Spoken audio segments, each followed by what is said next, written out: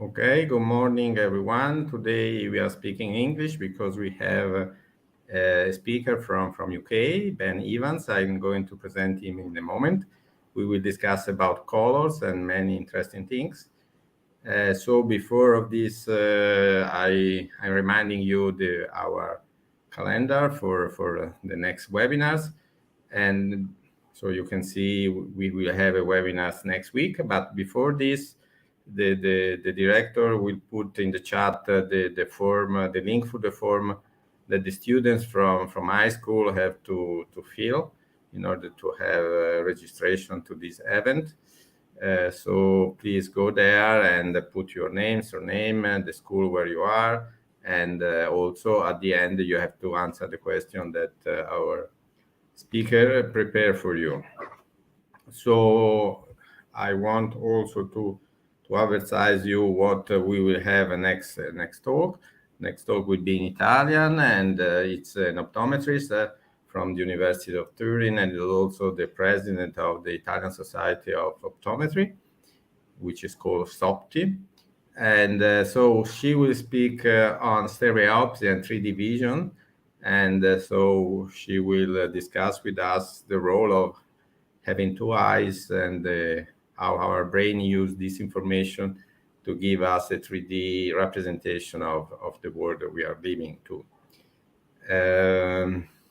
So coming to today, Benjamin Evans is finishing his PhD at the University of London. He's going to discuss the thesis, I think, in a week or so. And the topic of the thesis, I think, was also related to what he is discussing with us today, which is a very interesting question because nobody knows exactly what color the others see. We say red, but it's very difficult to understand. Say my red is the same as Ben red, and so we will learn a lot, I think, and I hope. And the rules are always the same. So Ben will give a presentation which is more general in the first part, or more 20-25 minutes. Then we stop for a while. So please, in the chat, write down the question. You can write in Italian. I will try to translate to Ben, or you can write in English as you prefer. And then Ben will discuss some more specific topic for another 20-25 minutes. And at the end, the discussion starts for about 40-45 minutes. So you from the YouTube chat can write down questions and comments again. And then we have a panel of experts that will enrich our discussion. So I'm the pleasure to have Alessandro Rizzi from University of Milan. He's an engineering working with color in many different applications. Then we have Elisabetta Baldanzi, which is a teacher, and she comes from the National Institute of Optics in Florence, but she also teaches some optics course in our university degree. Then Paolo Grasso, also from the same university, which is as a formation as a science vision from the side of psychology.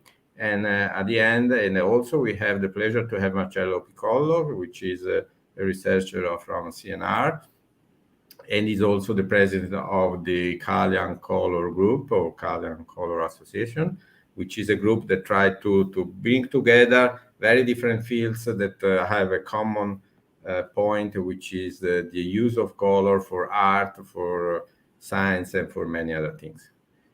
With this, I'm very curious to learn something from Ben, so I stop myself. And Ben, you can go on. Thank you very much. And thank you to the Caffè-Scienza for the opportunity.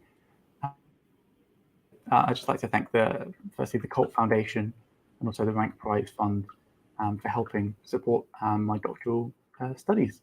And today's talk is all about how we can try to determine the colors that somebody can see. To give you a bit of an overview of what I'm going to be talking about today, firstly, I'm going to be having a brief recap of how we see color. Then some cases and some examples of why a shared perception of color is important and when it's important. Is it always important, or are there specific scenarios when it is particularly important and significant? then having a bit of a look at anomalous or abnormal or strange human color vision, and then finally going into quite a bit of detail about how we can actually determine the colors that somebody can see and potentially also the colors they might confuse. So to give you some upfront conclusions right off the start, number one, the ability to see and to process color is the result of a large number of processes that are all occurring in harmony together. And our ability to see color is the result of lots of things going on at the same time. The use of color signals, particularly in occupational settings, can really significantly enhance visual performance.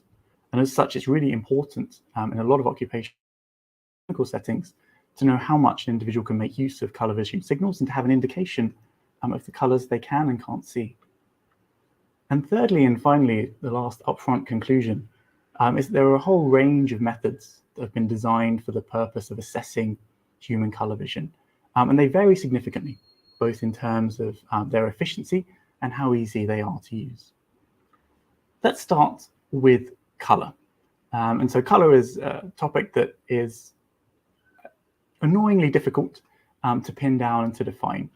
The way that it's normally kind of taught initially, particularly at school, is that you will have some light that falls upon an object, and the color of the object, at least when viewed in isolation, is simply determined by the light that is reflected by it. So if you have a white object under white illumination, and normally in schools they also break down light into just some discrete categories, it will appear to be white because it reflects all of the light that is incident upon it. And equally, a black object, if it appears to be black when viewed under white illumination, appears to be black because it absorbs all of the light that is incident upon it. It doesn't reflect any of the light. Looking at this with an object that has a particular color under white light, if we have a look at a green sphere, for example, under white light, it appears to be green because it simply reflects green light and absorbs the other colors of light. And so if we were to just shine monochromatic red light onto this green sphere, it would appear to be black because it would absorb the red light and it wouldn't reflect any light. And it's a bit more complicated than that, and I'm sure everyone in the audience will be aware of that. And so the more advanced, the kind of step up from that simplistic view is to actually have a spectrum. So you'll have an illuminant that has a certain spectral power distribution. So at each wavelength of light, we'll have a certain amount of energy. And that is incident upon the object when viewed in isolation. The object has a certain reflectance, again, that varies as a function of wavelength. So here, this green sphere reflects primarily green light or middle kind of wavelength light. And then the spectra that is emitted from the object is determined by combining and normally multiplying these two spectra. And that will give you an idea as to the appearance of the object in terms of its color. And so if we were to shine a different light upon the same object with the same reflectance, we would get a different spectra that is emitted off it, and it would appear to change color. On a basic level, this is how light is reflected from objects and how it enters the eye. This is kind of the start of visual processing that includes color vision. And it's quite important to note that if you're viewing an object in isolation, this is a basic concept that holds true. It's fairly valid, but if you're viewing a more complex scene, although an individual region in that scene might still have the same property, this approach might still be valid. When you start to consider a complex scene, you have to start to take into account other factors and higher order processing. In particular, you need to know what someone has seen beforehand, the state of adaptation, and you also need to be aware of what's surrounding the object. And you have phenomena such as color constancy, which is the idea that if you have a banana and you view it under multiple illuminants, it will still appear to be yellow, even though the signals that you're getting in the reflectance spectra that's emitted from the object, the spectral power distribution, can actually be quite different. Your brain will still interpret it as being the same color. At least for this part of the talk, we're going to gloss over that, and we're going to take kind of a simplistic view and have a look at how light at the early stages of processing is processed. So we have our spectral power distribution that is emitted from the object, and that is incident upon our eye. So this is after we have the illuminant multiplied by the reflectance, and it enters the eye and is filtered by the lens here, and also, if it's incident upon photoreceptors in the center of the eye, by a pigment in the macular pigment. You also have focusing of the eye from an optical perspective that occurs, and you get refraction at the cornea and at the crystalline lens as well. To give you an idea as to the type of light that is filtered by both the crystalline lens and the macula, this image here shows the optical density, which can be thought of as the absorbance, so how much light is being absorbed. So if this graph is really high, it means a lot of the light is being absorbed, as a function of wavelength for both the lens pigment optical density. So for this black line here, this is the absorbance or the optical density of the lens. And then for this magenta line, this is the absorbance or the optical density of the macular pigment in the back of the eye. Something that's quite interesting, and you may have come across before, is that the amount of light absorbed by the lens is not the same throughout your life. So it changes. This is commonly known by cataracts, and you can often have surgery to remove these.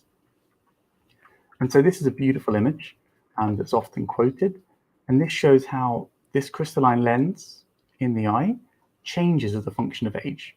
So up to about 25 years of age, it's fairly transparent, and it starts to become more and more opaque and act like a yellow filter in front of the eye as you normally get older and older. So there are some conditions that can accelerate that process. Really kind of interesting anecdote, particularly with regards to color vision. So I was talking to an optometrist about this earlier today, and they often see patients after they've had cataract surgery to have their cataracts removed. And a common complaint from patients is if they just have it in one eye, they'll say, "Thank you so much, I can see a lot clearer now, it's a lot better, but why did you put a blue filter or a blue lens in front of my eye?" Because their state of adaptation has changed. And they now get more blue light in that eye, and they can directly compare it to the eye that still has the cataract. The second important thing to kind of consider here is that the quality of the retinal image, so when light comes into the eye, it's focused, it's refracted, and focused to a point on the retina, the quality of that image that you get imposes an initial kind of constraint on your vision. And there are two key optical factors that we kind of want to consider. The first is to do with diffraction, which depends upon the wavelength of light in regard to the aperture size. So in the eye, that's your pupil size. So if you have a really small pupil, you get more diffraction. If you have a really big pupil, diffraction will be minimized. And the second factor that's quite important to consider are the aberrations that you get. And these can come in a number of different sorts, shapes and sizes. The most common ones that you hear referred or heard that you will hear discussed or talked about and will probably be due to chromatic aberration, which is actually minimized, as we'll see in a bit, by the photoreceptor distribution on the retina, and also aberrations due to distortions in the cornea or the crystalline lens here. So how do we actually see color? Well, at the first stage of visual processing, to quote from one of my favorite television shows, Parks and Recreation, it's about the cones and the cone photoreceptors. So light enters the eye, it's refracted by the eye, and it's focused onto the retina. And it passes through, at least for most of the retina, unless you're at the very central bit of the fovea, lots of retinal layers before it finally gets to the photoreceptors. And there are 5 different types of photoreceptors that you have in your eye. Normally, in the majority of the human population, at least, you have 3 different classes of cone photoreceptors that we're going to look at in a bit more detail. Rod photoreceptors that are a lot more sensitive and normally used in lower light levels, and also intrinsically photosensitive retinal ganglion cells. They're kind of in a separate class. Very interesting, very hot topic of research, but they're not going to be considered in this description of color vision. And so light is filtered onto these cone photoreceptors and triggers a hyperpolarization of the cell that is then transmitted up through the retina and along into the optic nerve and into the brain. There are 2 different classes or 2 different ways of kind of looking at color vision. You have receptoral color vision, which is going to be the main focus what I'm going to be talking about today, which is looking at the cone photoreceptors, the bipolar cells, and the opponent color channels that are generated. We also have post-receptoral color vision. Professor Michael Webster from the University of Reno in Nevada famously compared this to receptoral color vision being like the title page on your thesis where you sign your declaration, and post-receptoral color vision being like the remainder of the thesis, everything else that's kind of left, which is a very real analogy for me coming up to my examination for my thesis. And it's completely true. But there is a huge amount of valuable information that we can ascertain just by examining this first stage in kind of receptoral color vision in the opponent channels that are generated. In your retina, your cone photoreceptors form a beautiful mosaic scattered across the retina. And there are 3 different classes of cone photoreceptors that you'll normally find distributed throughout this mosaic in different amounts. They're given the labels S, M, and L, referring to short wavelength sensitive, middle wavelength sensitive, and long wavelength sensitive. And in the majority of the human population, the majority of cones you find in this retina will be long wavelength sensitive, and then about half of the long wavelength sensitive in terms of the relative population, the number that you find are middle wavelength sensitive. Then you have a far smaller number of short wavelength sensitive cones within the retina.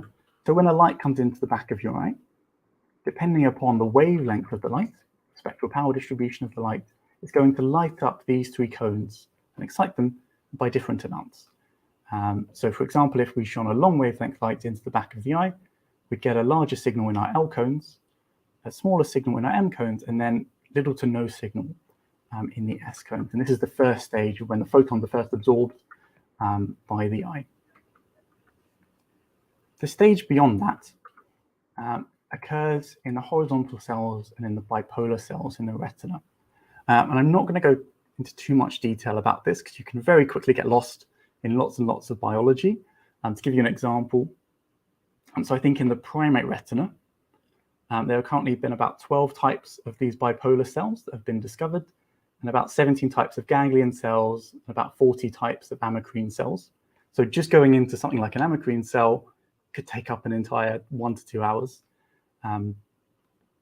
But the key points that I think are really important to take away from this slide is that light will come in like this, so it will pass through these layers, get to the photoreceptors in these segments here. If a photon is absorbed, it triggers a change in the electrical potential in the cell. And then these cone photoreceptors communicate with these horizontal cells, so the synapses are communicating with them, and also with bipolar cells. And at this stage, within the processing, these bipolar cells transform the L, the M, and the S cone inputs into opponent visual information channels.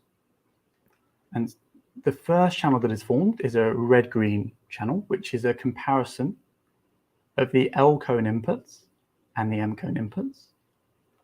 The second channel is known as a yellow and blue channel, which is a comparison of the S cone signals compared to the combination of the L and the M cone signals.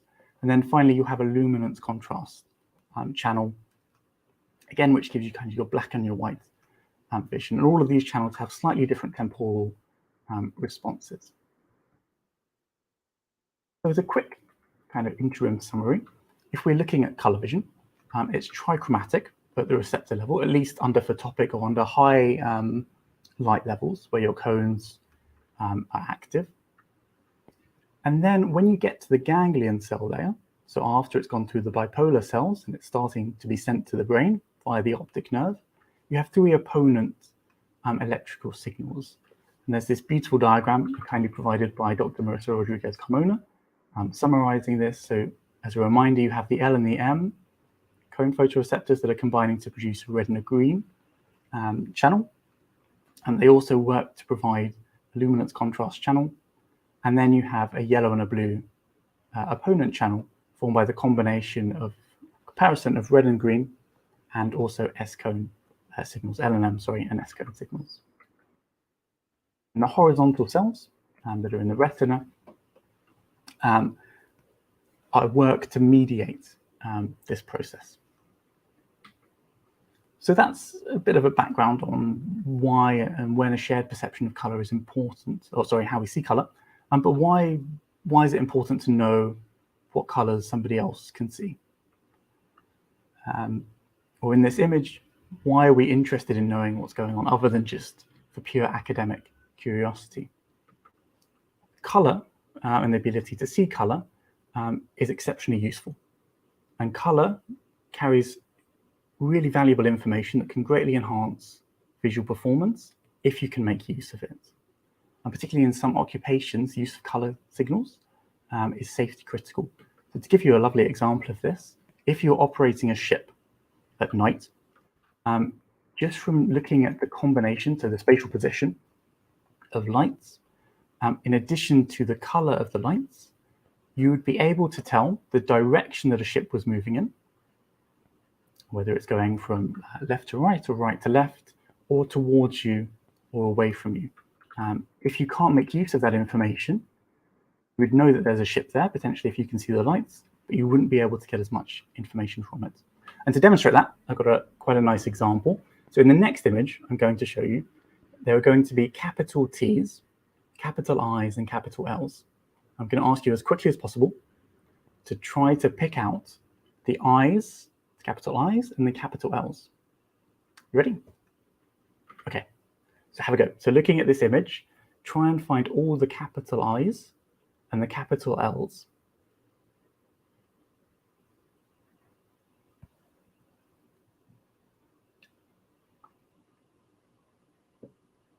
Okay, so hopefully you'll be able to find some of them. But if I now encode the same information with color and add a color encoding component to the L's and the I's, you should be able to see that it's, if you have normal trichromatic color vision at least, that it's a lot easier to identify the L's and the I's from the T's when that information is encoded using color. And many occupations make use of this. So specifically, the common examples are pilots for commercial aviation. When they come into land, they can get the angle of approach correct based upon color signals that are on the runway. Also, air traffic controllers use colors as shown here, and railways in kind of signal lights. And the Maritime and Coast Guard agencies are working on ships at nights, electricians with wiring. And in the UK, at least, it's also quite important for police officers. And there's a color vision requirement if you want to carry a firearm or a taser, for the fire service and for the armed forces. Something important to note about this is that even though we often use color to encode information, it doesn't mean that it's the only way. So this is a beautiful example. This is a tube map that I see every day on my commute into work into London. And this is a normal kind of tube map, and this is a simulated tube map as seen by someone that has a Jutan deficiency. I'll describe what that is in a bit more detail in a moment, but it's just a red-green deficiency. And this was a beautiful colorblind tube map that was designed as a collaborative effort. And it goes to show that just because you use color at the moment to encode information, it doesn't mean that it's the only way of doing it. There are other ways of still conveying that information. And here's a lovely example as well of some traffic lights that don't use color, but instead make use of symbols. And the reason for these occupational requirements can largely be traced back to incidents in 1875. So the most famous of which is a train collision, as shown here in Sweden, near Lagalunda. And both of these incidents were attributed to color blindness, as it's known at the time, or a more correct term would be color vision deficiency. And the solution at the time was to try to screen for normal trichromatic color vision. But this was in the 1800s. So is this still relevant today? Well, yes. So in 2002, there was a FedEx plane crash, and it crashed short of the runway. And the National Transport Safety Board reviewed the color vision requirements for pilots as a result of that. And there were a number of issues with the flight. So firstly, the accident was survivable. So all of the people that were on board survived. But the flight crew members did receive fairly serious injuries. And part of the accident was attributed to the first officer's colour vision deficiency. And so let's have a little bit more of a look at anomalous human colour vision, but I think we might have a bit of a break before we start getting into the depth and the detail of how human colour vision can be abnormal. Okay, thanks, Ben. Interesting. I'm looking to the chat if there is any questions. I can't see any. So please, students, boys and girls, ask questions. Ben is here for this one. So I usually start with some questions, and I'm always surprised to the fact that the blue cone or the S cone are so spare in our retina, because my understanding of blue is not different from the other colors. So how does it work? Yeah, it's an excellent question. And I think it's a really nice point about chromatic aberration. And so one of the reasons why the human eye is so well adapted against chromatic aberration is because of the sparsity of S cones, particularly in the central retina. So chromatic aberration is to do, for the students, is to do with the fact that the refractive index of the eye for red and for blue light is slightly different. And so in theory, you should have different focal points for the two, which should cause a blurring of the image. But because the blue cones are more sparse, the S cones are more sparse, and not located centrally at least, it's minimized in that way. I think if I look at the blue object, I think I'm looking in the central retina. So maybe I'm not, but yeah, that's really good point. In the same way as the ADAS object. Yeah, so it's a really tiny part of the central retina where you don't actually have any S cones, but it is a really fun experiment you can do where you can get small field tritanopia, whereas if you make it small enough, you can't see it in terms of the. So you can measure this with the small stimulus blue, and then you see it how gray or what? So it doesn't appear to have a chromatic opponent, I think, when I've done it. It's the same. You can get a similar effect with lots of separate colors, and a nice example of that is in the computer displays that everyone is looking at to view this. So all of the computer displays that everyone is using to view this webinar only actually have 3 colors in them. Normally a red, a green, and a blue, but they're just, because we're far away, they're normally all spatially combined. So yes, so I believe when I've seen it, I didn't appear to see any kind of chromatic signal from just that blue one when it was very small field, but I think it is about 20 seconds of arc. I might need to check that, but it is a small visual angle. Okay, so we have a question from the students, but Caterina, your question is more or less the same question that Ben asked you in the form, I guess.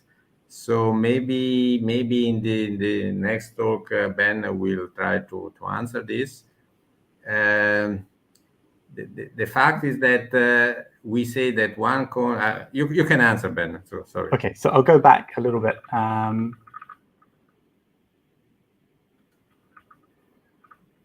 Yeah. So to review this, when a photon is absorbed by a cone photoreceptor, it triggers a change in the electric potential in the cell. But once a photon has been absorbed, all information about the energy or the wavelength of the photon is lost. And so all photons have the same effect once absorbed. What does vary with wavelength for each of the cones, and it's a fantastic question. Thanks so much for asking it. It's a really good point. So what does vary with wavelength is the probability that a photon will be absorbed. And this is linked to a property called univariance, which is used in a number of color vision tests and methods of color vision assessment that we'll have a look at in a moment. But it's a really good question. So once a photon is absorbed, to recap, all information about the energy and the wavelength is lost. It's only when you have a large, sorry. No. So maybe you can say like this: if you look at the S cone and you have a wavelength of 450, and then you have intensity 1, let's say, then you have a given signal to the brain. To have this, if you have the frequency of 500 nanometer, you need 4 times the intensity to have the same signal from the cone S. But apart from this, you have from the cone S the same signal, apart 4 times less, if you are a 440 or 500. It's more or less like this. Yes, if you have a large number of photons. If you just have a single photon and it was absorbed, you wouldn't be able to tell where on this spectra it came from. So it's only when you have a large number that you get the statistical picture, which is what these spectral normalized responsivity graphs represent. Okay, so maybe you can touch this point even later. Now you can go on. Okay, thank you.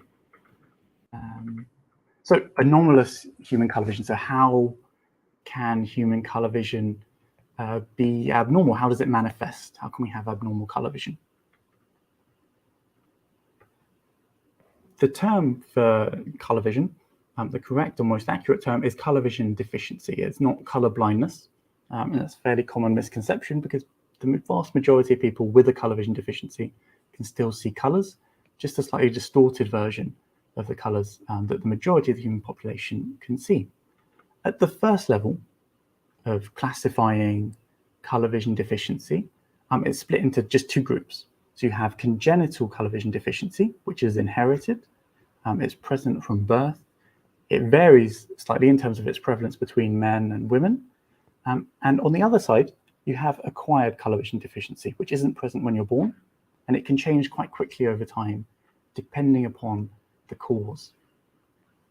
Congenital color vision deficiency, if it is a form of dichromacy or anomalous trichromacy, is split into three different categories. Protan deficiencies, which are deficiencies where the error or long wavelength sensitive cone is abnormal or absent. Deutan deficiencies, which is where the deficiency is affecting the middle wavelength sensitive cone or the M cone. And tritan deficiencies, where the color vision deficiency is affecting the S cone or short wavelength sensitive cone. There are other types of inherited color vision deficiency that are a lot less prevalent, known as monochromacy. So you can either get cone monochromacy, where an individual will only, in their mosaic in the retina, will only express and produce one class of cone photoreceptors, or in some cases, just rod photoreceptors. But these are a lot less prevalent. And so, whereas some forms of inherited or congenital color vision deficiency can affect just under 5% of men, so that's roughly just under 1 in 20 men, forms of rod and cone monochromacy are estimated to be at about 1 in 10,000 to 1 in 30,000, so just a lot less common. And we also see that if we're having a look at the red-green deficiencies, so those that are classified as protanopia, protanomaly, deuteranopia, deuteranomaly, they're a lot more common in men than in women. And the reason for this is because the information, the genetic information that encodes the long wavelength and the middle wavelength sensitive cones is carried down on the X chromosome. And so women will have 2 X chromosomes and men will just have an X and a Y. So as a woman, you can be a carrier of color vision, of a congenital red-green color vision deficiency, but it may not manifest. And as a man, if you just have 1 X chromosome that has it, then you will present with color vision deficiency.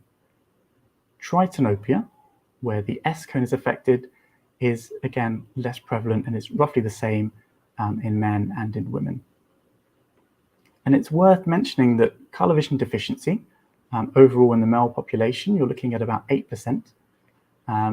So actually, in terms of how risk is described in healthcare, this is a common form of deficiency and a visual problem, and it's uncommon in women. So color vision deficiency is not, at least by the European Union's assigned frequency, a rare or a very rare occurrence, but rather it's common or uncommon. Acquired color vision deficiency is the other kind of main group, and this one is difficult to define, at least relative to congenital color vision deficiency. It can occur for a number of different reasons. It can be the result of changes in your ocular or general pathology. So if you have an injury to your eye, that can affect your vision and your color vision.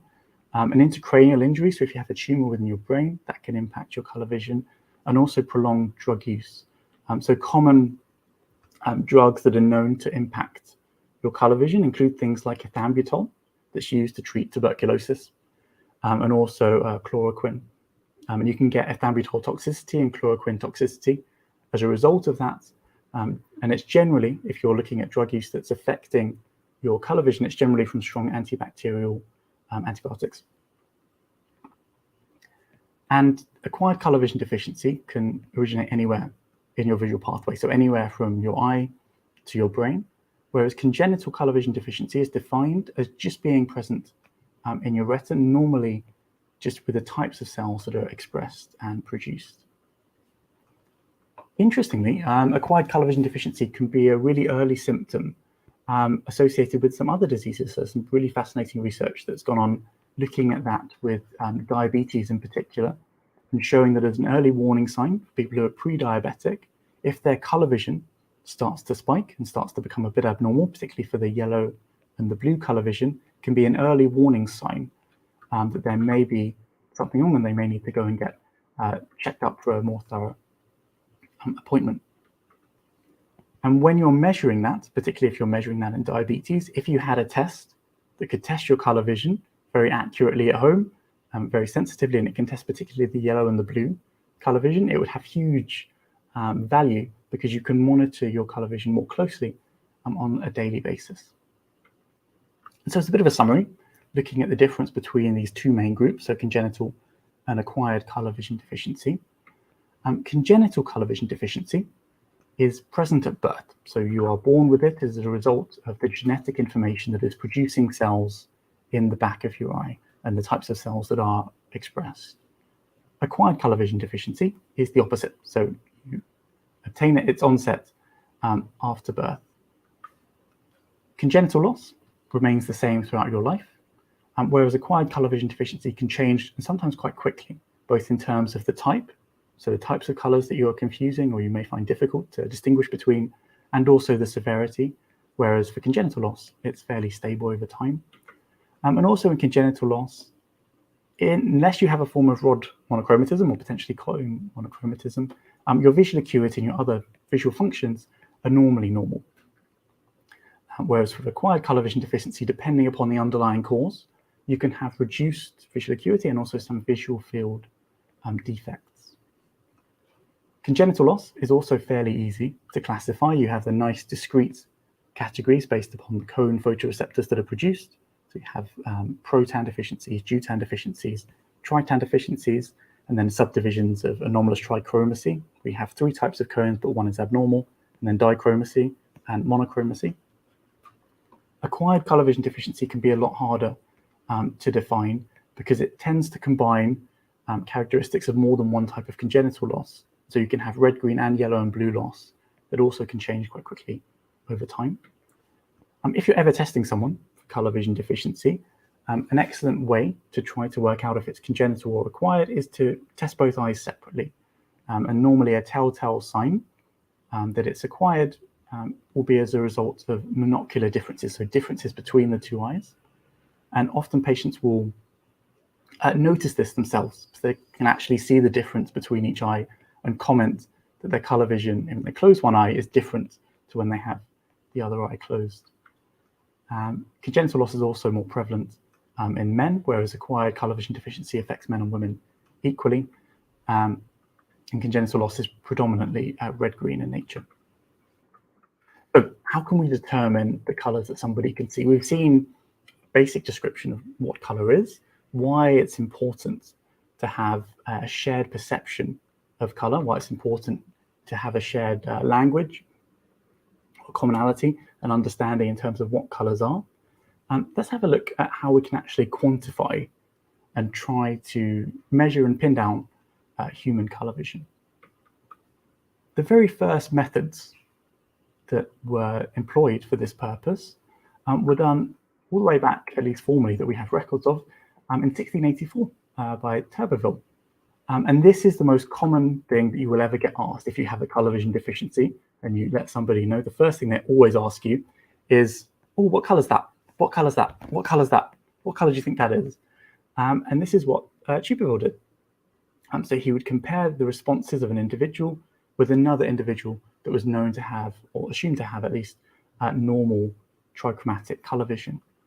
The really interesting thing about this is, although it's very, almost feels fairly primitive in terms of what you're actually asking somebody to do, it's still used today, and it's used in a type of color vision test known as a lantern test, which is where you'll shine signal lights at an observer from a fixed distance and ask them to verbally identify the color of the light. So say this light is green, this light is red, this light is white, for example. So even though it's one of the first techniques that was introduced, it's still very much in use in many countries around the world today.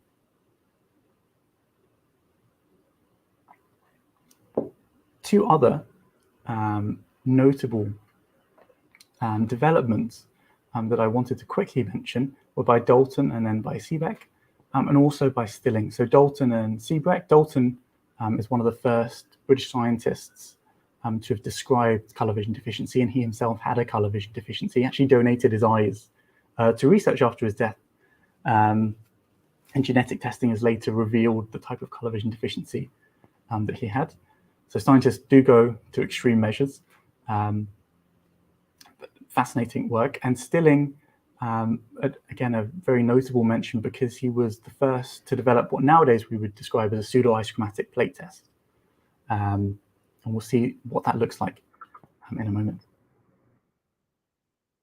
Modern colour vision assessment can be broken down into three key stages. So the first stage is to screen for normal red, green, and normal yellow and blue colour vision. So looking at these kind of opponent colour vision channels. The second stage, in terms of what you would like to do, is to classify the type of colour vision defect. So is it a congenital deficiency? Is it genetic, present from birth? Is it acquired? And if it's congenital or acquired, what is affected? So is it protan, deutan, tritan, anomalous trichromacy, dichromacy, monochromacy?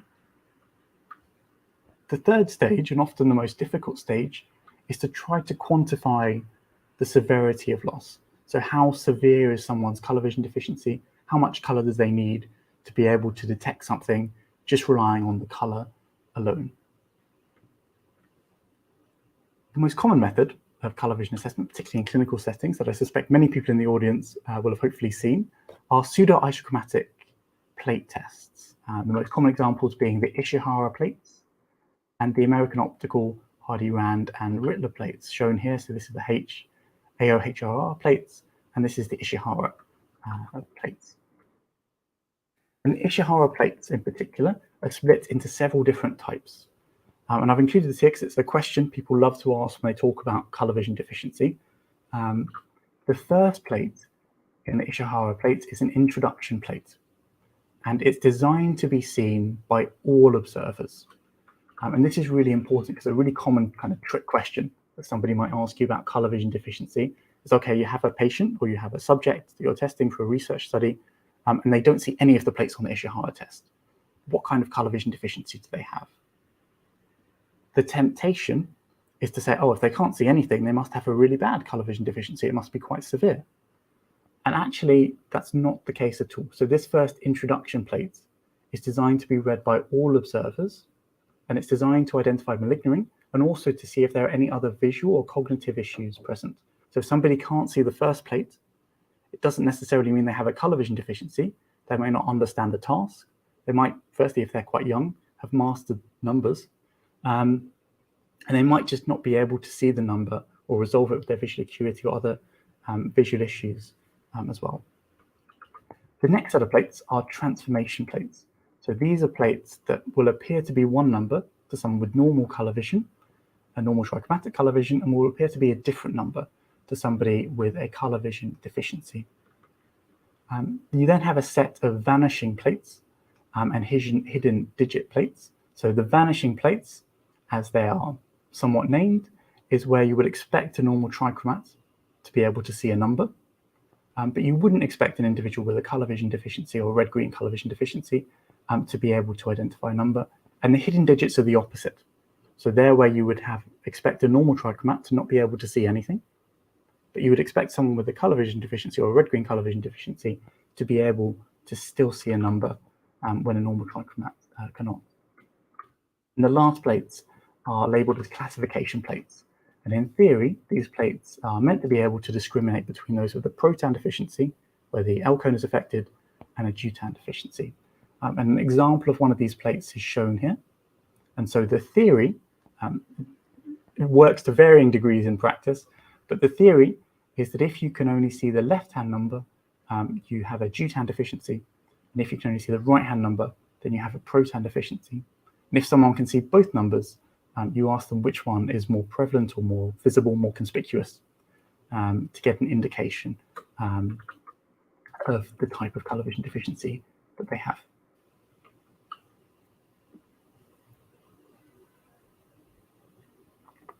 The next set of colour vision tests, the next kind of technique or the physical property of the test, are hue discrimination tests, where you have to tell different hues apart.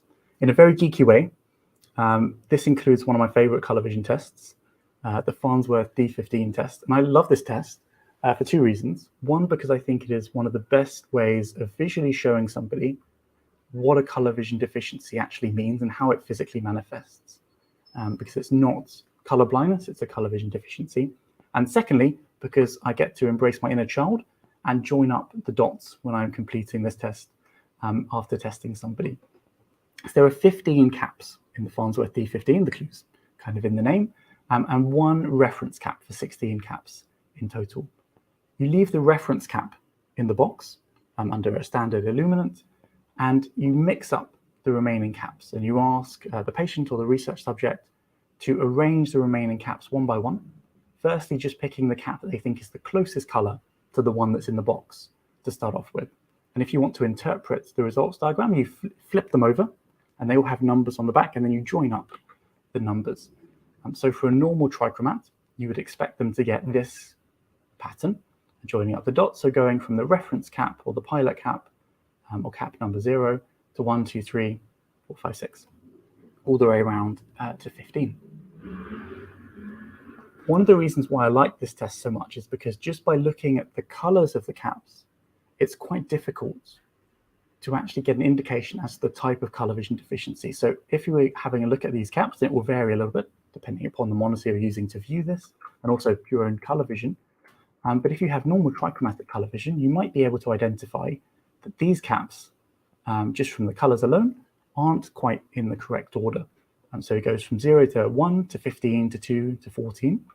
And so there's a high indication, high probability that this individual has a colour vision deficiency, but it's quite difficult to tell just from visual examination what that type of colour vision deficiency is.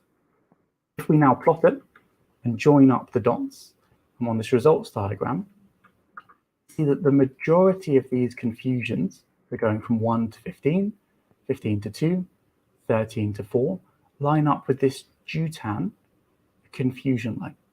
And this is the range of colours, or the angle of colours when plotted in colour space, that you would expect an individual that has absent or abnormal M cones to confuse. And equally, you can do the same thing for a protan deficiency. And so just from a visual comparison of the deutan results and the protan results, it's really quite difficult to tell them apart. But as soon as you plot them on this results diagram, it becomes a lot easier to see where the results line up. Another fantastic method of colour vision assessment that's commonly used, particularly as a reference test, is a spectral anomaliscope. And if you view the anomaliscope, it's done under Maxwellian view, so where the light is just focused on the centre of the pupil. And the patient or the subject, the research subject, will observe this circular field, so just one of these. And it will be split into two. So one half will be illuminated by a monochromatic yellow light on the bottom, and they can change the brightness of that yellow. And the top half is a mixture of monochromatic red light, normally has a wavelength of about 670 nanometers, and monochromatic green light that has a wavelength of about 546 nanometers.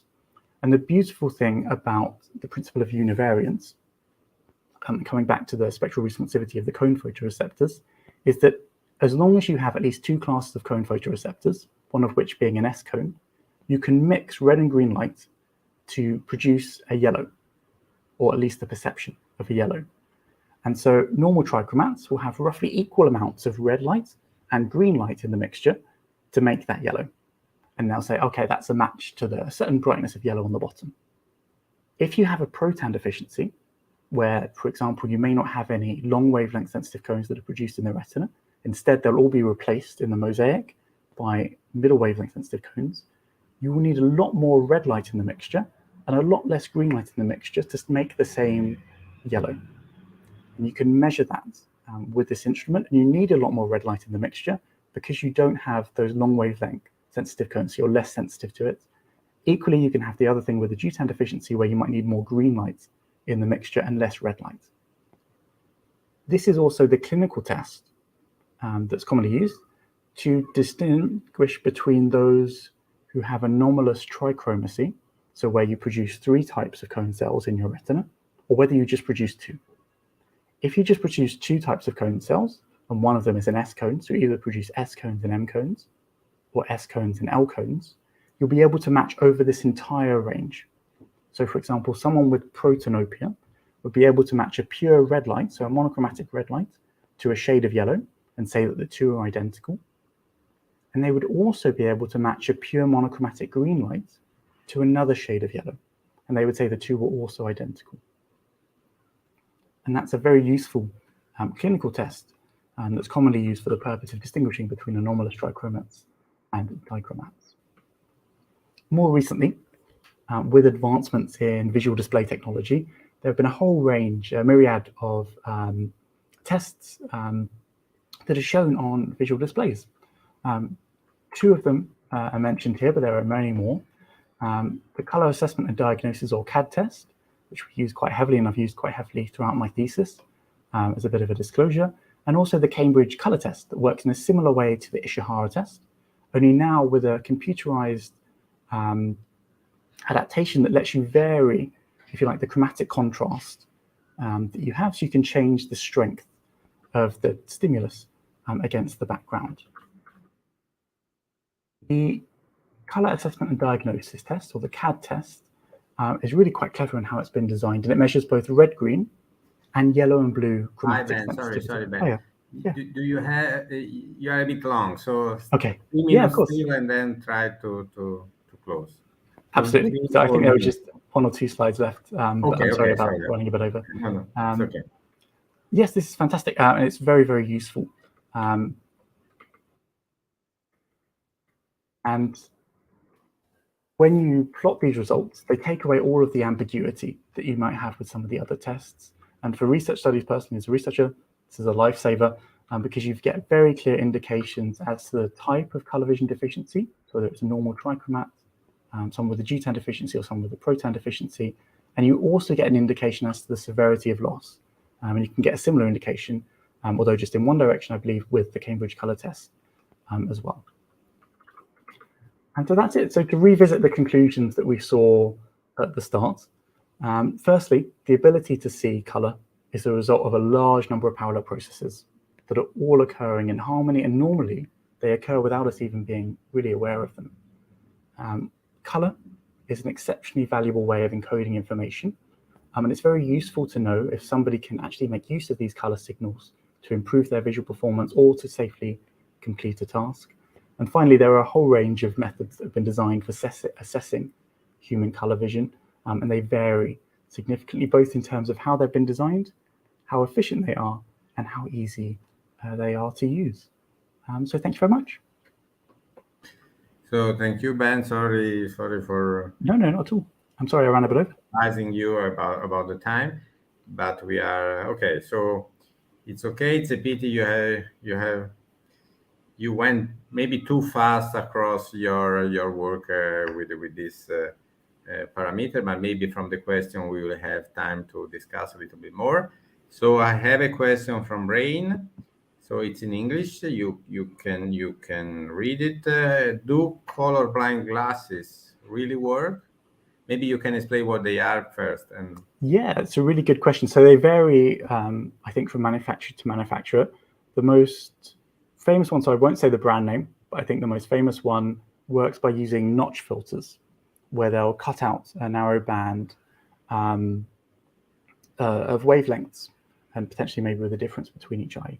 They're really quite remarkable. So if you have normal trichromatic color vision, you have an opportunity to give them a go, I would do. As to whether they improve color vision or not, I think that's still an open question that I can't fully answer. What I would say is if you were to do something like an Ishihara test with the glasses, if you have a color vision deficiency, you would find the test a lot easier to do. You'd be able to see all of the numbers. I could probably get the same result and make it a lot easier for you as well, just by changing the light source that I was using.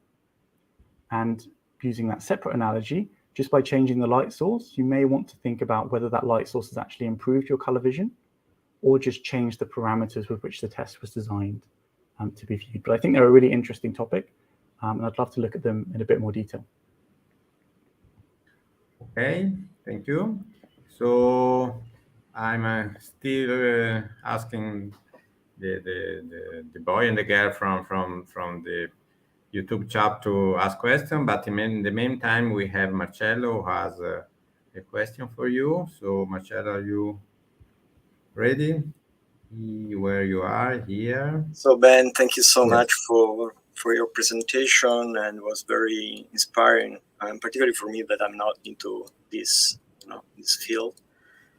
And so, as a non-expert, I would like to have to ask you something about the aging. I mean, you talk about the aging of the crystalline, the lens, so the cataract or something like that. But what about the cones? I mean, the photoreceptor. This is something like similar that, when you are young and everything is great. When you start to get older, you start to lose something. And it is possible to know this and in which way it could change. I mean, it's all the three type of cones change at the same level, or it could be, I don't see in distance and I need, very heavy glasses for compensated. I have a problem with glaucoma and something like that. So probably, I don't know, the red cones are more affected than the others or vice versa. I mean, just in a very short and condensed way, if you can tell me something about that would be. Yeah, no, I think that's an excellent question. So not to my knowledge, I don't believe that they're affected differently. Your color vision does gradually worsen over time, but I believe it's a very steady progression and a very steady degradation in your chromatic thresholds over time. That's fairly well recorded.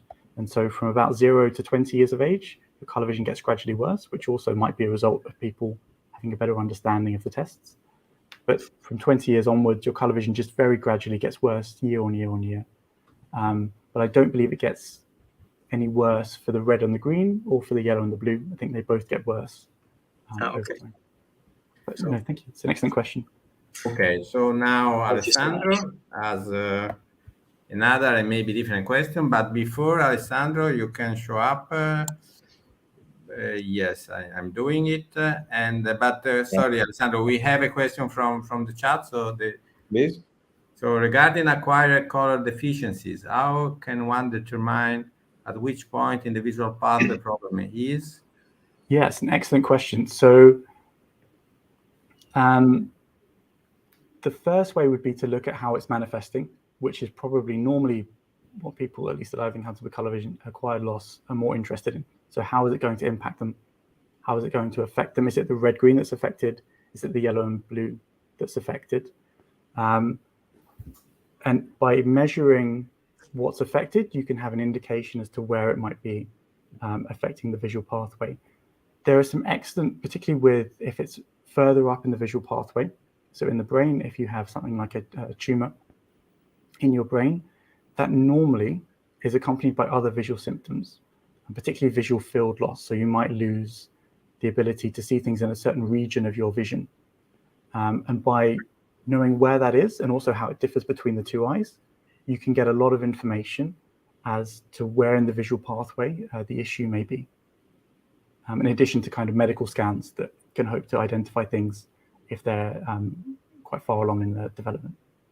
Okay, so Alessandro, it's your time. Yes, thank you for the very clear presentation.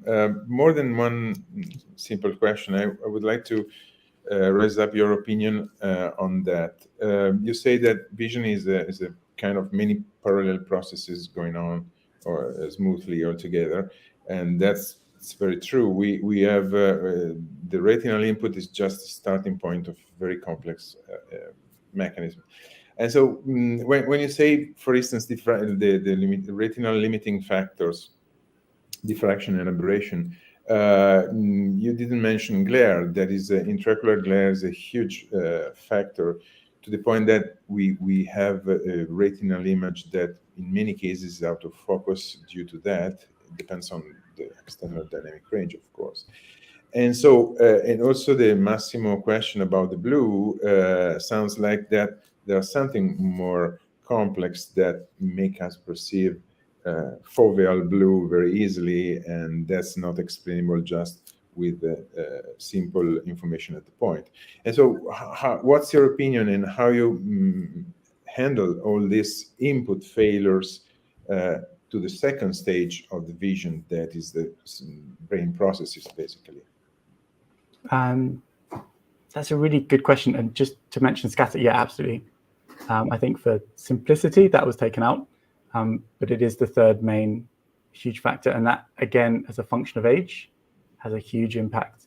So particularly as you're getting older, the amount of intraocular scatter that you get in your eye increases quite a lot. Yeah, particularly I think after you get above a certain age, rather than the slow progression of red-green thresholds, scatter kind of jumps off a cliff, and it's huge and a real factor.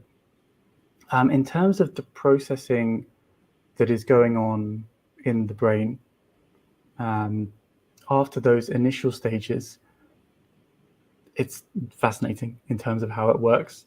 And I think the most interesting thing about it with regards to the post-processing that you're doing is the fact that your brain is always adapting to what you're seeing. And that is exceptionally difficult to fully appreciate and to fully take into account. So to give an anecdotal example, Professor Michael Webster, again, I mentioned him briefly, but he was discussing the long-term adaptation that you get just specifically of color from being in a particular environment. And he was talking about what it would be like if we sent people to Mars for a long period of time, and whether they would start to adapt to the red planet, and whether it would stop becoming the red planet and just start becoming gray or normal, and it would adapt to their gray points. And so I think those kinds of questions are really fascinating. I don't have a concrete answer, but I'd love to learn more. And I think it's a really exciting area to kind of investigate, because there is so much, particularly at the later higher order processing with things like color constancy. There's a lot of work to be done. May I comment, for instance? You mentioned... Alessandro, let's do like this. Let's listen to Elisabetta, and then at the end... That's a good point on adaptation. Okay, good point. Yeah, you mentioned adaptation, and that means that you have some biological issue in devices that change the sensitivity. Color is more a comparison things than an adaptation. So there are a lot of experiments that prove that you can have a different color appearance with the same input, or to the point that you can see green even if you're colorblind, probably. And that's it's not just adaptation. Adaptation is still a pointwise point of view, and so space could be maybe the things to consider right after the input of the retina, maybe. What do you think? So the spatial surround. The spatial mechanism in general, that of course also colorblind people have. Yes. Yeah, absolutely. And you also have the luminance contrast information. So I think it depends upon the initial input. So if you think of it as in terms of a color wheel that you have as kind of a circle of colors that you can see, and if you think of anomalous trichromacy as kind of flattening that wheel into an ellipse, even if you were to restore that with post-processing that the brain does, you still have the distorted spokes on the wheel when you distorted it back up to your circle of kind of perception. Have you tested? Okay, the argument is very long, and so I need to give to Elisabetta the possibility to ask a question because we are gentlemen, so we have to do it. So please, sorry, but let's give some time to Elisabetta. Thank you so much, Massimo, and thank you so much, Ben, for your so interesting presentation. So I have a curiosity and a question. The curiosity is, you see many people in your laboratory in London. So how much do you think there is a general knowledge in the society about these topics? So I mean, do many people approach this type of test or only in case of serious pathology or for mandatory work reason? And the question is, yeah? No, sorry. So this is a curiosity. So about the knowledge in the society about these topics. How many people do this kind of test? Oh yeah. So sorry, I was waiting for the. So lots of people. So primarily for occupational reasons, but also there's more and more awareness. So organizations like Colorblind Awareness are doing quite a lot to raise awareness, particularly with things like football and maps, and coming looking at the colors that are used, particularly on television, for big sporting events, to see if people with a color vision deficiency will have an issue. And as a result of more testing, more people are coming forward. The majority of people that we see at City are for occupational reasons. So there will be pilots, maritime and coast guard agency workers, or people who are working in forces like the fire service or the police. Okay, thank you. And the question, I don't know if I do now or after. Maybe later. If it's another topic, let's also have more questions. Okay, so hi, and thanks for your presentation. Very interesting, very clear.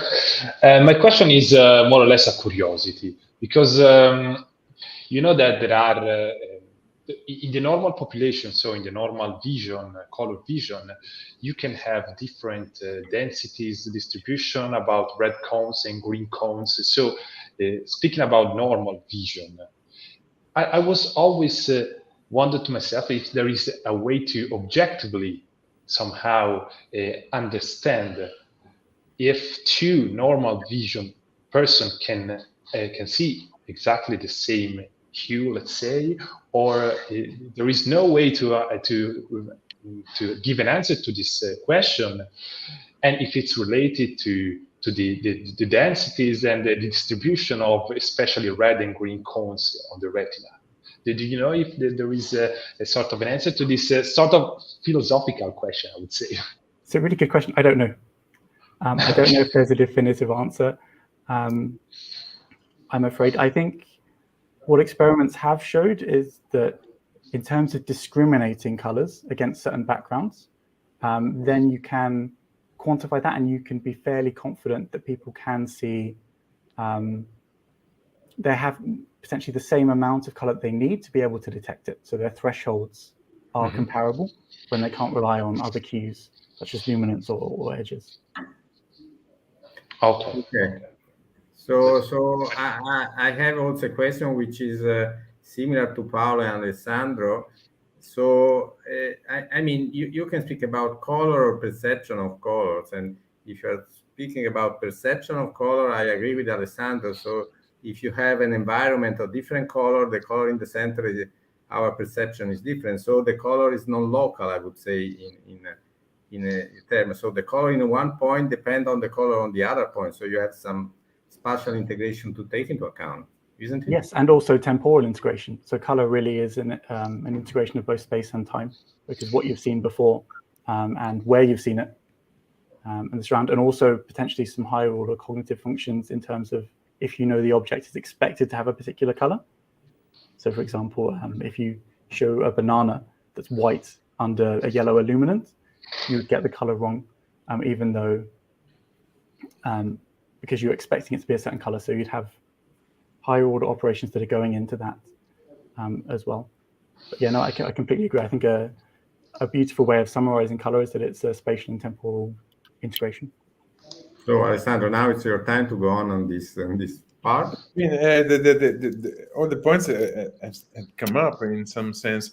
The Paolo question was very interesting in the sense that we have a very huge diversity in sensor distribution, and still we have the same perception and same sensation, color sensation mainly. But that's one thing that I really would like you to further comment, maybe if you want.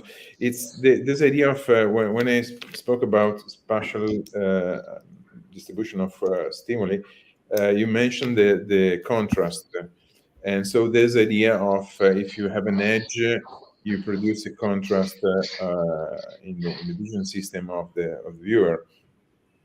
But we do not have in the retina a sensor for the luminance. Luminance comes from the comparison among the three channels, correct?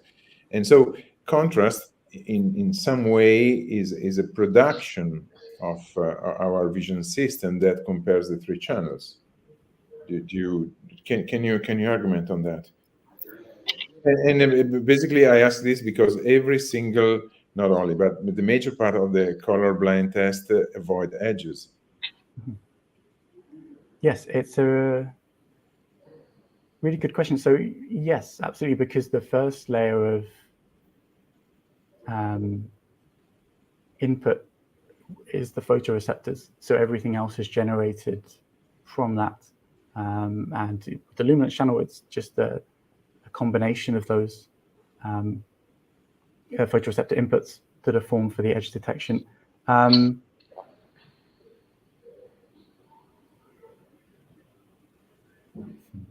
So I think looking at in terms of a comment, because I clearly don't have a satisfactory answer, the way that I would go about approaching it from a theoretical perspective would be to look more at the center surround antagonistic mechanisms that are occurring in the bipolar cells in particular, and the spatial summation that's going on within those cells, particularly with regards to the edge contrast and looking at the on and off pathways that are present in those retinal circuits to try to obtain more information to be able to get an answer to that. I don't know if that addresses your question or your yes, absolutely. No, it's of course nobody has the answer, so I think it's a really open question, and probably the center surround is just the starting stage, but there's a lot of tests that try to measure at least what happens, what we call a visual illusion, basically. So we expect to perceive a certain color, but it's not an illusion, it's real. If you perceive that color, it's real in your vision system. So the illusion is that the model, the pointwise model, does not fit with what you expect to get from that configuration. So, but they're open questions. So I don't look. It's just a stimulus for the viewer as well. Yes, I think a really interesting idea.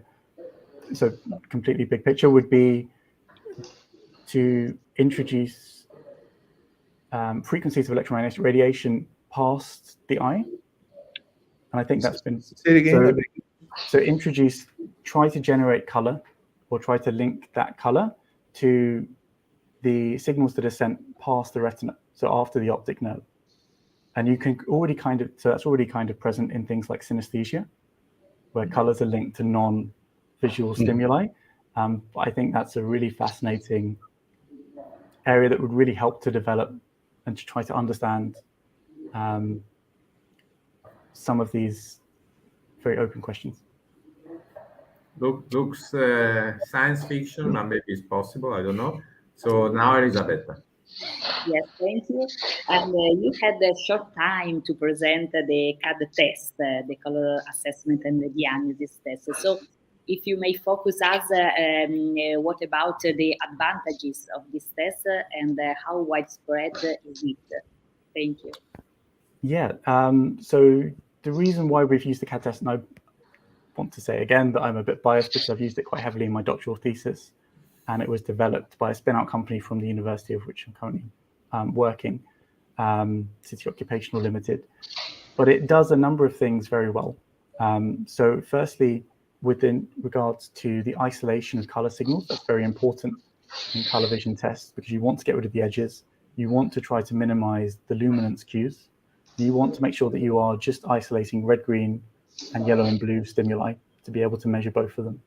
As an example, the Ishihara test uses yellow and blue noise in the test, so it can't measure yellow and blue sensitivity. And the CAD test does that very well by using dynamic luminance contrast noise, so these checks that vary over a certain time frame. The average luminance is always the same, but studies, I think in the 90s and some original studies in the 80s show that there was independent processing. So you can actually have luminance contrast signals being completely masked out by this luminance contrast noise, whereas chromatic contrast remains relatively unaffected. And that's why it's particularly valuable. The second reason, and from a personal point of view, why it's really useful is because there are normal limits. And so the results are given in terms of CAD thresholds. So you don't just get a number with limited context, you get a number that is actually with a reference to a normal observer. So if someone has a threshold of 5, you know that they're needing a chromatic threshold in that direction averaged that's roughly 5 times larger than the standard normal observer, which is very valuable from a clinical point of view. Okay, now Paolo? Yes, I just have another question about since you used CAD test, which I knew from here also in our university we used CAD test as well. And if I understood correctly, CAD test is able to spot many more color deficiency and a more fine-grained color deficiency. Is it correct, first of all? I believe so, yes. Yes. Okay, as compared to classical tests like Ishihara or color that you mentioned. My point is there,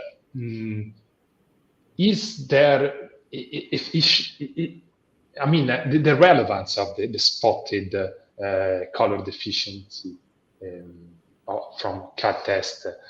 I mean, this type of person, this color deficient person spotted from the CAD test, are they really deficient in real life? I mean, deficient in their work, or do they can somehow normally live their lives? What problems can they have?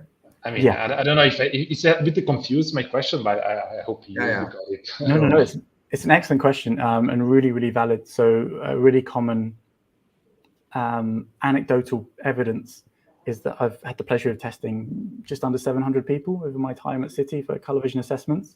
I can count on probably 2 hands the number of people that have come along and said they think they have a severe color vision deficiency. And roughly about 50 to 60% would be fairly high in terms of the amount of chromatic contrast they need. In day-to-day life, because you can make use of so many additional cues, such as the luminance contrast and the edge detection, you really may not notice it in a number of situations. Where it becomes an issue and an arguing point for many occupations is that in the worst case scenario, you may not have that additional information, you may not have those luminance cues. And so in that worst case scenario, if you are just relying on the color contrast or chromatic contrast, and you need more of that to be able to detect it, you may run into issues. And more worryingly, you won't know you're running into issues because you won't be able to tell that you can't see something. This is also why the lantern tests, although they've been largely phased out in the UK, are really nice as a visual demonstration, because it's very clear after doing a lantern test, if somebody knows themselves, they can't tell whether a light is green or red, for example, at a viewing distance of 6 meters, for example. If they can't tell that and you do it multiple times and they still struggle and confuse the two, they themselves are more aware that actually, okay, I didn't realize that might be an issue, but I really can't tell those colors as being separate. And so in day-to-day life, to sort of summarize, I've given quite a long answer again, to summarize, in day-to-day life, it's probably not going to affect the majority of situations. Okay. But when it does affect it, it could be quite bad depending upon when it does come into impact. Yeah, of course, it depends. For the work we are talking about, for instance, pilots or so on, maybe. Yeah. Yeah. Okay. Thank you. Okay. So I'll do a quick question and then Alexandro will close. So the quick question is, can you tell us very quickly about time integration and problem with color? So you said that color is also a problem in time integration. I'm very aware about space integration. I know much less on time integration. Can you tell me something? Yeah, so the most the classic example is kind of adaptation, right? So you'll stare at a point, or you'll stare at an inverted image, just fixating at a point, and what's happening. The example I like to use, so for kind of students, is that your ganglion cells are a bit like toddlers. So I was sitting in the car back next to my cousin, who's adorable, but he's 3 years old, and he saw a boat out the window, and he was going boat, boat, boat, boat, boat. And your ganglion cells are like that. So if you are looking at, say, a red image, your ganglion cell will be firing, and it will get, in this kind of analogy, tired. So it will fire less slowly, but it will keep firing. If you then switch to a white, the green and the red are both going to fire. So the red one's still firing, but the green is new. So it's going to fire more quickly. And so you get an after image where it appears to be green because you have, from the relative comparisons of reds and greens, a stronger green signal. And that will fade after time, after that becomes, if you like, kind of saturated again. They're both going at the same rate again. And so that's primarily what I was referring to with regards to the integral over time as well. And I think there may also be longer order adaptations that can happen over a longer time scale as well, but I'm not. So in some sense, it's persistence of vision, the concept that you are integrating the vision over a given amount of time. Yes. Like in the movie or something like this. Yes. More or less, it's the same scenario. Okay, Alessandro, if you want to close with comments or questions. Just curiosity, because your couple of questions before, you were talking about this idea of having enough contrast to detect. That's a very, very helpful description of the mechanism. And so I was wondering, have you tried, CAD is essentially are squares that to a certain size. And maybe you can play with the size of the square. And so the question is, it's a curiosity mainly, have you tried to explore the, let's say, color contrast sensitivity function in the flickering domain, of course, in order to assess, because of course you say contrast, enough contrast to detect, but probably the size of metals, I would expect it matters. And so it could be a nice device, a nice way to try to find out how we respond to color contrast, how a person responds to color contrast, also in terms of frequency or spatial frequency. And where and I conclude the main mystery is how contrast sensitivity behave on the left side of the peak, below the peak. That's still unexplained. Yeah, no, that'd be fascinating. I haven't, I'm afraid, but now I really want to. No, I'd love to explore that in more detail, but I haven't, at least during my doctoral studies, haven't looked at that, I'm afraid. But maybe changing the viewing distance, for instance. Yeah, that's an interesting point. So not with the CAD test, but with the anomaloscope. So the one that's with Maxwellian view, where you have the two hemifields of monochromatic colors. The size of that does have an impact. And so that varies across instruments, and that's been shown in the literature to have an impact in the results that you obtain in terms of both the matching range that you get primarily. And so I think you would expect it to change if you were to do the same thing with the CAD. I don't know how it would change, but I'd love to find out. I might ask about that. Okay, the next PhD at City University will be on this topic. So I thanks you and all the experts and the public at home. Thank you very much. See you next time. Thank you.